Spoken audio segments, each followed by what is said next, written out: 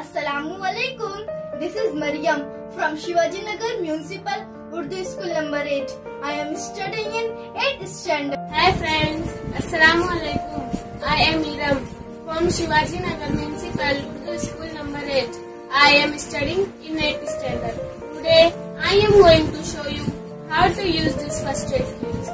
Friends, we should have first aid kit at home.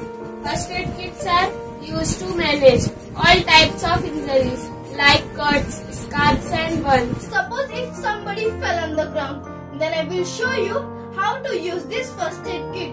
First, wash the wound with a distilled water. Apply antiseptic cream on wound and cover it with cotton. Bind up the wound with a bandage. After taking first aid, immediately consult the nearest doctor. Friends, stay safe.